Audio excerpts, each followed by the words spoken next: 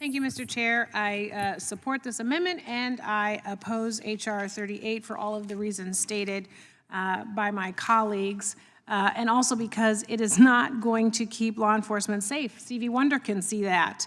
It's not going to keep law enforcement safe. It will not bring down their anxiety. It will not give them less administrative headaches. And it is fallacious to say that this bill will make private citizens or law enforcement safer, or that any of these bills that we've discussed today will do that. You know, the president wants to give states more authority, at least that's his argument for dismantling the Department of Education. And here you are with H.R. 38 trying to take away states' rights and the ability for law enforcement to do their job. We all here represent a district, so presumably we all know the needs of our communities. We know that they need Social Security and Medicaid and Medicare, and we know that they need their federal jobs. And we also know their safety risks, their appetite for firearm laws, the community's proclivities, and the capacity of our law enforcement agencies. And presumably, our states are making laws based on that alchemy of information. And H.R. 38 is going to turn all of that upside down. When I was in the California legislature, I was not making laws with Florida or New York in mind. I was making laws about California, and when I was making public safety laws, I was talking to our AG, our DAs, our probation officers, our sheriffs about the issues and the needs that they were dealing with, how they're operating their database, what other resources they need, what they have the capacity to do, what is allowed specific to California. And H.R. 38 says that none of that matters. It says that someone from another state can come into my state and say that they are governed by their state's laws in my states. That's like coming into my house and not obeying my house's rules. That is malarkey.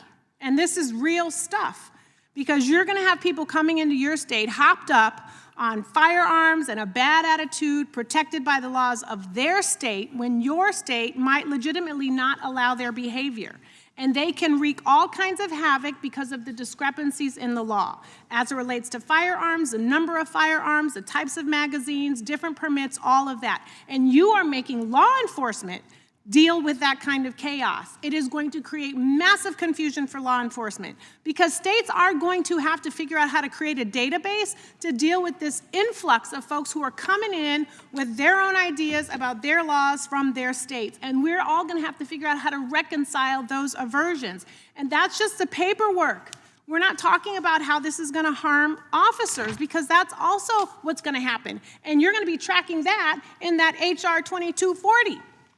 I don't know about you, but when I talk to law enforcement, they say they don't want more guns on the streets. They are not okay with that. It increases their anxiety level, their stress level, it increases their calculation of danger, and they say repeatedly they care about staying alive so they can go home and be with their families. But with H.R. 38, law enforcement officers across the country are going to be worried about people from outside their jurisdictions coming into their town, and they have no way to really navigate the nonsense that's going to be created because of this bill. The ranker said, this is like, instead of forum shopping for the courts, you got like forum hunting because of this bill. And let me tell you something, when a law enforcement officer has to check on someone that they don't know with a gun, they have to call in another officer, 2 officers become 4, and that starts jacking up and straining that municipality's resources, because more guns do not make people safe. You know, Ronald Reagan, and I don't support nothing about Ronald Reagan really, but he was the governor of California, and he changed gun laws in our state. I don't agree with why he did it. I don't agree with what he did, but he knew his state enough to go to the legislature to address the issues of that time. And when he became president of the United States, he did not transfer California's laws to the nation.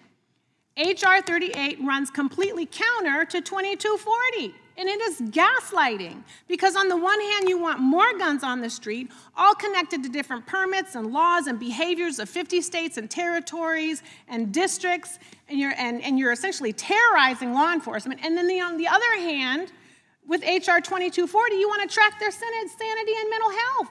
Oppose this bill. That's how you can protect their sanity and mental health. I mean, there are no standards. And you're going to defund or dismantle DOJ and ATF, and you're going to increase the onus on these cities and counties and states because now they have to track all these people and their guns. This is an unfounded mandate, and you go tell that to your city mayors and your county supervisors and your governors. Time. This is about hijacking state resources and meddling with state sovereignty and getting rid of common sense, and I oppose the bill and support the amendment. The time of the